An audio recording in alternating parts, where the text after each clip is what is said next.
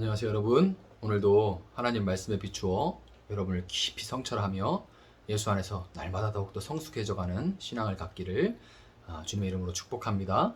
오늘 본문 말씀은 창세기 31장입니다. 야곱이 라반의 아들들이 하는 말을 들은즉 야곱이 우리 아버지의 소유를 다 빼앗고 우리 아버지의 소유로 말미암아 이 모든 재물을 모았다 하는지라. 야곱이 라반의 안색을 본즉 자기에게 대하여 전과 같지 아니하더라. 여호와께서 야곱에게 이르시되 네 조상의 땅 네 족속에게로 돌아가라. 내가 너와 함께 있으리라 하신지라.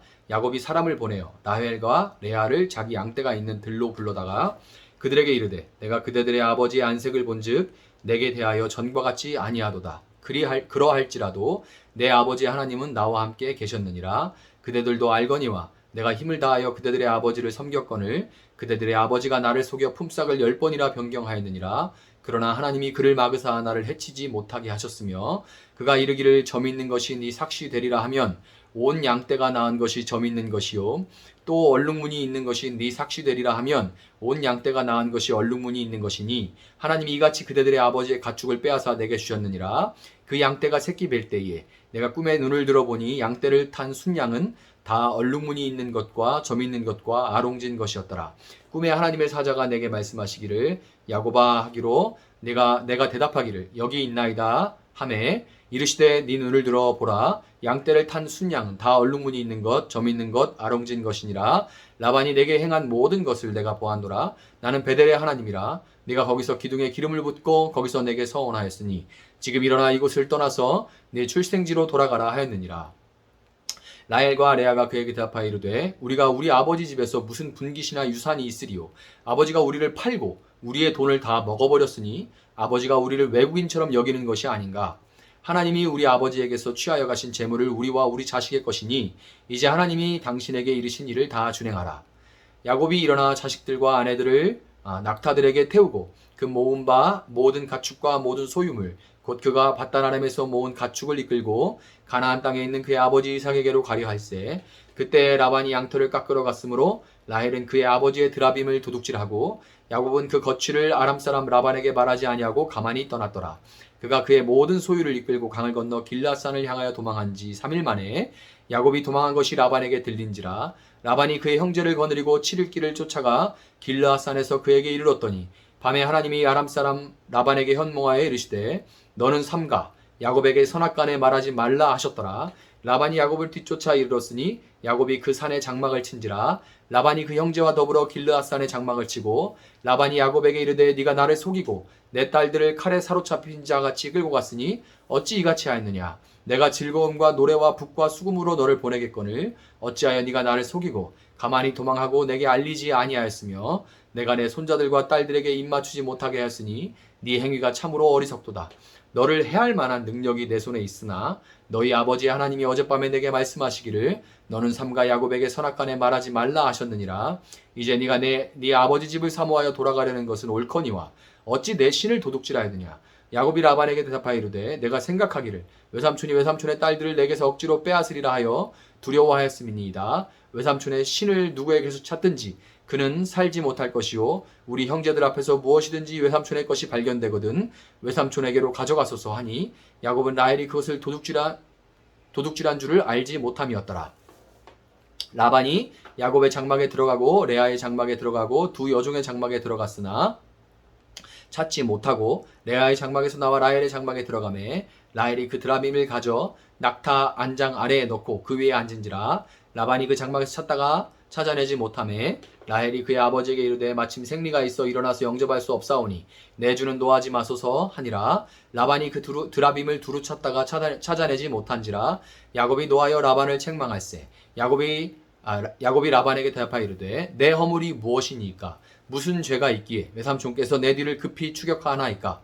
외삼촌께서 내 물건을 다 뒤져보셨으니 외삼촌의 집안 물건 중에 무엇을 찾아내었나이까. 여기 내 형제와 외삼촌의 형제 앞에 그것을 두고 우리 둘 사이에 판단하게 하소서. 내가 이 20년을 외삼촌과 함께 하였거니와 외삼촌의 암양들이나 암염소들이 낙태하지 아니하였고 또 외삼촌의 양떼의 순양을 내가 먹지 아니하였으며 물려 찢긴 것은 내가 외삼촌에게로 가져가지 아니하고 낮에 도둑을 맞았든지 밤에 도둑을 맞았든지 외삼촌이 그것을 내 손에서 찾았으므로 내가 스스로 그것을 보충하였으며 내가 이와 같이 낮에는 더위와 밤에는 추위를 무릅쓰고 눈 붙일 겨를도 없이 지냈나이다. 내가 외삼촌의 집에 있는 이 20년 동안 외삼촌의 두 딸을 위하여 14년, 외삼촌의 양떼를 위하여 6년을 외삼촌에게 봉사하였거니와 외삼촌께서 내 품삯을 10번이나 바꾸셨으며 우리 아버지 하나님 아브라함의 하나님 곧 이삭의 경외하는 이가 나와 함께 계시지 아니하셨더라면 외삼촌께서 이제 나를 빈손으로 돌려 보내셨으리라마는 하나님이 내 고난과 내 손의 수고를 보시고 어젯밤에 외삼촌을 책망하셨나이다. 라반이 야곱에게 대답하여 이르되 딸들은 내 딸이요 자식들은 내 자식이요 양떼는 내 양떼요 네가 보는 것은 다 내 것이라. 내가 오늘 내 딸들과 그들이 낳은 자식들에게 무엇을 하겠느냐. 이제 오라 나와 네가 언약을 맺고 그것으로 너와 나 사이의 증거를 삼을 것이니라.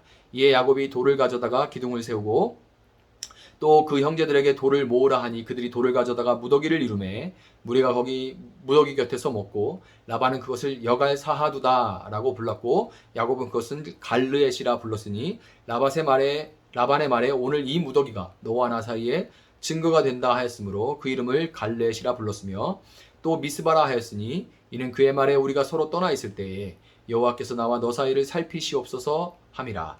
만일 네가 내 딸을 박대하거나 내 딸들 외에 다른 아내들을 맞이하면 우리와 함께할 사람은 없어도 보라 하나님이 나와 너 사이에 증인이 되시니라 함이었더라. 라반이 또 야곱에게 이르되 내가 나와 너 사이에 둔 이 무더기를 보라. 또 이 기둥을 보라. 이 무더기가 증거가 되고 이 기둥이 증거가 되나니 내가 이 무더기를 넘어 내게로 가서 해하지 않을 것이요 네가 이 무더기 이 기둥을 넘어 내게로 와서 해하지 아니할 것이라. 아브라함의 하나님 나홀의 하나님 그들의 조상의 하나님은 우리 사이에 판단하옵소서 하매 야곱이 그의 아버지 이삭이 경외하는 일을 가리켜 맹세하고 야곱이 또 산에서 제사를 드리고 형제들을 불러 떡을 먹이니 그들이 떡을 먹고 산에서 밤을 지내고 라반이 아침에 일찍 일어나 손자들과 딸들에게 입맞추며 그들에게 축복하고 떠나 고향으로 돌아갔더라. 아멘. 자, 야곱은 이 레아와 라헬을 위해서 무보수로 14년을 일했어요. 그리고 삼촌 라반의 양치는 자로서 임금 계약을 하고 6년을 또 일했죠. 그래서 도합 20년을 밧단 아람에서 일했습니다. 계약을 한다고는 했지만 사실 이 삼촌과 조카라기보다는 철저한 갑을 관계에 놓여 있었던 야곱은 삼촌이 툭하면 계약 내용을 일방적으로 불리하게 변경을 해도 따질 수조차 없었습니다. 딸들을 그냥 네가 낸 게 충분치 않다. 그리고 딸들을 데려가 버릴 수도 있는 거예요. 그만큼 그 당시 아버지의 권한이 강합니다. 아프리카도 지금까지 그래요. 혼인값을 내고 신부값을 내고 데려오는데 내가 지금 돈이 충분치 않아. 그래서 이렇게 조금씩 매달 일정하게 낸다고 하는데 다 못 내는 경우가 있어요. 이렇게 뭐 어떻게 이달은 못 내고 저달은 못 내고 뭐 이럴 수 있는데 몇 달 밀리잖아요. 그럼 아버지가 딸한테 오라고 그럽니다. 그럼 또 딸은 그냥 가요. 몇 년을 살면서 애를 낳고도. 이런 문화가 아직도 남아있어요. 야곱도 그렇게 될까봐 따지지도 못하고 품삯을 바꾸는 대로 그냥 그대로 수용할 수밖에 없었습니다. 이 40절에서 야곱은 지난 20년 동안 낮에는 더위와 밤에는 추위를 무릅쓰고 눈 붙일 겨를도 없이 일했다고 하는데 이것은 딱 이집트에서 노예 신세로 살던 이스라엘의 모습을 미리 보기 해주는 거예요. 42절에 야곱이 라반에게 한 말 중에 하나님이 내 고난과 내 손의 수고를 보시고 라고 하는 그 표현이 나오는데 이 표현은 구약에서 2번 더 나오는데요. 모두 이집트의 압제를 묘사할 때 사용되는 겁니다. 그러니까 이스라엘 사람들에게 바로가 폭군이고 압제하는 자였다면 야곱에게는 라반이 곧 바로와 같은 자였다는 거죠. 야곱이 하나님의 개입하심으로 라반 밑에서 노예 생활하던 밧단 아람을 탈출해서 약속의 땅 가나안으로 돌아갔던 것처럼 이스라엘도 훗날 이집트에서 나와서 가나안 땅에서 하나님을 예배하게 됩니다. 야곱이 라반의 교활함과 지독한 갑질에도 불구하고 하나님의 도우심으로 말미암아 그로부터 이 라반으로부터 많은 재산을 탈취했듯이 그렇게 악랄하게 하는데도 재산이 이렇게 탈취한 거죠. 라반으로부터. 마찬가지로 이스라엘도 출애굽 당시 이집트인들로부터 많은 재산을 탈취해서 광야 생활을 하고 성막을 지을 수가 있었어요. 성막을 지을 때 막 금붙이 막 이런 것들 이야기가 나오는데 다 어디서 나왔겠어요? 이집트 사람들로부터 탈취한 겁니다. 모세가 자신의 혈기로 이 민족을 구하려다가 이집트 사람을 죽이고 미디안으로 도망가서 40년 동안 개인적인 훈련을 거쳤듯이 야곱도 자신의 잔꾀로 하나님의 복을 쟁취하려다가 바다나람에서 20년 동안 연단을 받아야만 했습니다. 왕궁에서 당대 최고의 교육을 받으면서 박학하고 달변이었던 그 모세가 40년의 미디안 광야 생활로 겸손하고 말이 둔한 사람이, 뭐 양 말고 누구하고 얘기를 했겠어요? 염소하고 양만 상대를 하는데 이 말이 둔한 사람이 되었듯이 자기 힘으로 아무것도 할 수 없는, 뭔가 대단한 일을 할 수 없는 그런 사람이 되었듯이 야곱도 언제나 자신보다 더 교활하고 악착 같은 라반을 만나서 그 밑에서 일하다 보니까 점점 자신의 꾀를 부리는데 라반 더해. 이렇게 점점 자신의 그걸 당하다 보니까 자신의 꾀보다 하나님을 더욱 의지하는 사람으로 야곱도 점점 변해가게 됩니다. 야곱은 20년간 겪은 시련과 마지막 몇 년 동안 그를 번성케 하려고 나타나신 그 하나님으로 인해서 처음으로 공적인 믿음의 사람으로 이제 등장을 해요. 그리고 자기 가정에서 지도권을 취하게 됩니다. 그 전에는 시수소에 불과하다고 말씀을 드렸죠. 그는 약속의 땅으로 돌아가라는 하나님의 약속에 따라서 즉각 순종을 했고요. 하나님께 순종해서 위험하고 험난한 여행을 기꺼운 마음으로 시작을 합니다. 또한 하나님이 함께 하심과 공급하심에 대해서 먼저 자기 아내들에게 그리고 이어서 라반과 그의 아들들에게 증거하고 간증하는 그런 모습을 보여주죠. 야곱 정말 많이 변했어요. 이 야곱의 변화는 그 가정에서 그의 변화된 역할을 통해서도 볼 수 있었는데, 지난 세월 아내들에게 팔려다니면서 거의 이 시수소 역할을 하던 야곱의 통솔에 처음으로 그 아내들이 따르게 됩니다. 남편으로 보이는 거예요. 왜? 하나님을 따르면서 권위가 주어진 거예요. 오늘 본문에서 한 가지 흥미로운 점을 발견할 수 있는데요. 20년의 이 세월이 지나는 동안 야곱이 점점 다듬어졌던 것에 반해서 라반은 다듬어지기는커녕 그 교활함과 악랄함의 정도가 더 깊어졌다는 겁니다. 여러분, 왜 이런 차이가 발생했을까요? 그것은 바로 자기 성찰의 여부와 함께 자기 성찰을 하느냐 하지 않느냐와 또 더불어 성찰의 기준이 자기 안에, 자기 내부에 있는가 아니면 자기 밖에, 이 외부에 있는가의 차이 때문입니다. 이 라반은 자기 성찰을 하지 않을 뿐더러 자기의 판단 기준이 자기 내부에 있습니다. 자기 안에 있어요. 그렇다 보니까 내가 판단 기준인 거예요. 그렇다 보니까 이 라반의 태도는 나는 항상 옳다는 그런 태도고요. 타인을 비난하고 탓하는 이 소위, 요즘 말로 꼰대의 자세를 가지고 있죠. 라반은 정말 꼰대 중에 상꼰대예요. 본문 1, 2절을 보면 라반의 아들들이 야곱이 우리 아버지의 소유를 다 빼앗고 우리 아버지의 소유로 말미암아 이 모든 재물을 모았다, 이렇게 불평을 하는 모습과 함께 그 말을 듣고 야곱을 보는 기색이 불편해진 라반이 등장을 합니다. 그런데 라반의 아들들은 사실 아버지 걱정해주는 게 아니에요. 아버지 걱정해주는 게 아니라 아버지의 재산이 곧 자신들의 유산이기 때문에 그 걱정을 하는 겁니다. 그 욕심 때문에. 탐욕으로 분명히 가득하기 때문에 헛소리를 지금 하는 건데, 이런 불평 불만을 야 그런 말 하면 어떡하냐, 야곱이 얼마나 고생을 하는데, 이렇게 교정해 주는 게 아니라 그 아들들의 불평을 듣고 라반은 이 안색이 변하잖아요. 이 안색이 변하는 라반 역시 욕심에 사로잡혀 자기 관점으로만 상황을 바라봅니다. 오늘 본문 중에 라반과 길르앗에서 이 야곱이 대화를 나누는 장면은 성찰 없이 자기 관점으로만 살아가는 그 라반이 내놓는 삶의 해석을 여과 없이 우리에게 보여줘요. 라반은 3일이나 먼저 출발해서 도망가고 있는 야곱의 가족들을 일주일 동안 쫓아가서 따라잡습니다. 이 본문을 연구하는 그런 학자들이 말하기를 이 정도 3일 길이 떨어지면 절대로 그 거리를 따라잡는 것은 불가능한 일이다. 이렇게 말을 해요. 아무리 따져봐도 3일 길을 떨어지면 그것은 따라잡을 수가 없다.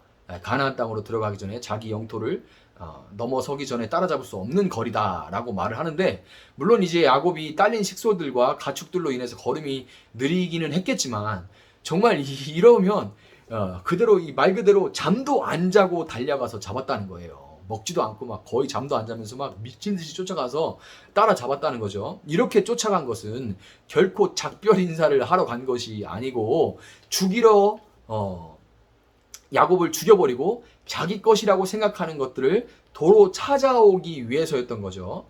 이 레위기법을 보면요, 여러분, 이 종이라도 가족이 생겨서, 그 종이 가족이 생겨서 분가하기를 요청하면 재산을 떼어줘서 독립할 수 있도록 하는 것이 원칙인데, 야곱은 하물며 종이 아니라 조카였음에도 불구하고 라반은 그를 놓아주지 않고 부려먹기만 하다가 결국 빈손으로 만들 생각을 하고 있으면서도 스스로 그에 대해서 전혀 가책을 받지를 않았는데요. 어떻게 그럴 수가 있냐 생각하겠지만, 이렇게 생각하면 그럴 수도 있어요. 어떻게 생각하냐? 자기가 오갈 데 없는 야곱을 걷어주고 가정을 이루게 해줬다, 이렇게 생각을 하면, 만고 자기 입장으로만 생각을 하는 거죠. 야, 니까짓 게 나 없으면 어떻게 살았겠어, 이 넓은 땅에서. 그러니까 내가 이렇게 맡겨줬으니까 네가 살지. 네. 제가 옛날에 당했었던 그런 일도 저도 지금 갑자기 생각이 나네요. 그리고 또 이 장면도 생각나요. 일본이 식민 통치로 한국을 발전시켰다, 조선을 발전시켰다, 이렇게 말하죠. 그러니까 일본이 욕을 먹는 거예요. 식민 통치가 지들 좋으라고 한 거지 한국 발전시키려고 한 겁니까? 만고 자기 입장으로 생각하는 거죠. 이 라반의 말에는 이런 그의 관점이 그대로 묻어나는데요. 26절을 보면 내 딸들을 이라고 말을 하죠. 그 말을 볼 때 라반은 야곱이 결혼 계약 조항을 완전히 이제 뭐 더할 나위 없이 지켰으면서 7년씩 무보수 일했잖아요. 그렇게 완전히 충족시켰음에도 불구하고 라헬과 레아를 야곱의 아내로 인정하지도 않고 있었어요. 또 이렇게 말하죠. 칼에 사로잡힌 자 같이, 이렇게 말해요. 칼에 사로잡힌 자 같이. 다시 말해 이제 전쟁 포로 같이라는 말인데요. 이 말도 사실은 야곱이 아니라 라반이 딸들을 물건 팔듯이 대했고, 또 라반이 지금 야곱을 이제 전쟁하듯이 잡아 죽이려고 왔으면서, 그런 건 내가 성찰을 안 하니까 그 다 야곱 탓을 하는 거예요. 또 50절에 보면 네가 내 딸을 박대하거나, 이런 말이 있어요. 네가 내 딸을 박대하거나. 이것도 라반이 할 말은 아니죠. 정작 그들을 박대하고 짐승 취급한 것은 바로 라반이고, 14, 15절에서 볼 수 있듯이 딸들도 아버지가 그렇게 대했다는 것을 분명하게 인식하고 있습니다. 여러분, 사람들은 저마다 자기 시각, 자기만의 관점을 가지고 있고 자신의 관점으로 삶의 정황들을 해석하면서 살아갑니다. 그렇다 보니까 사람 사는 곳에는 다 아전인수, 내 논에 물대기, 그리고 내로남불, 아시타비, 뭐 이런 말이 끊이지 않게 될 수밖에 없죠. 우리가 살아가고 있는 이 포스트 모던 사회에서는 절대적이고 불변하는 진리를 인정하지 않아요. 인정하지 않고 각자의 의견을 존중하는 것이 미덕이고 그렇게 권합니다. 이런 사회에서는 자신을 성찰하기가 어려워요. 그리고 한다고 해도 그 기준은 시시각각 변하는 세상의 이 시대 정신과 그 안에 이런저런 철학들 중에서 자기가 옳다고 생각하는 것이 기준이 될 수밖에 없습니다. 그러니까 그 시시각각 변하는 기준에 의해서 성찰도 시시각각 변할 수밖에 없죠. 성찰의 결과도. 물론 그 성찰을 잘 하지도 않지만 기준이 고무줄처럼 늘어났다가 줄었다가 하다 보니까 내로남불이 될 수밖에 없는 거예요. 그런데 야곱이 변할 수 있었던 것은 그는 고난 가운데 자신을 성찰했고, 그 성찰의 기준이 자기 자신의 어떤 철학이 아니라 그의 삶 가운데 찾아오신 하나님, 할아버지와 아버지를 통해 전해 들은 그 하나님의 말씀이었기 때문입니다. 여러분, 성찰은 결국 누구에게 내가 사로잡혀 있느냐에 달려 있는 거예요. 내가 누구에게 사로잡혀 있는가에 달려 있는 겁니다. 내가 투사한 욕망은 내가 보고자 하는 대로 보게 만들 뿐이에요. 내가 투사한 그런 욕망은 내가 보고자 하는 대로 삶의 모든 정황들을 해석하고 보게 만들 뿐입니다. 하나님께 사로잡혀 있을 때만 우리는 절대 불변한 영원한 진리로 나를 감찰할 수 있는 겁니다. 여러분, 말씀으로 연단받은 야곱은 때가 되니까 다시금 가나안 땅으로 들어가 그의 모든 여정에서 그를 지키신 하나님의 성전을 짓게 되었지만, 라반은 비록 갑질을 일삼으면서 야곱보다 훨씬 더 강한 자로 보였음에도 불구하고 결과적으로는 재산도 딸들도 그들의 자녀들도 아무것도 그의 손에 남지 않게 됐습니다. 새날을 시작하면서 오늘 말씀을 붙들고 이 고난의 시기에 하나님의 말씀으로 자신을 성찰하면서 연단받아 하나님의 때에 귀하게 사용받을 수 있는 하나님의 사람들이 되시기를 주님의 이름으로 축복합니다. 제가 한번 기도하겠습니다. 사랑하신 하나님, 감사합니다. 우리가 무엇이 간데 우리를 택해 주시고 영원한 진리의 말씀을 우리 심령 가운데 허락하여 주시니 감사합니다.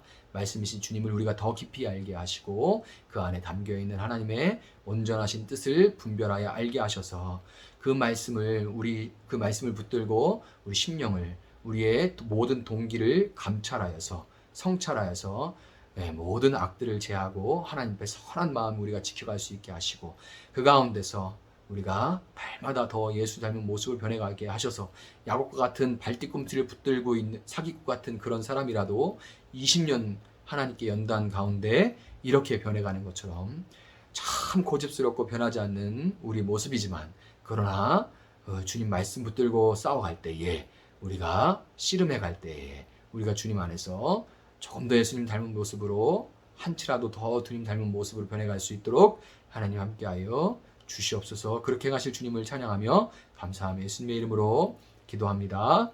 아멘. 우리 주신 말씀 붙들고 계속해서 기도하겠습니다.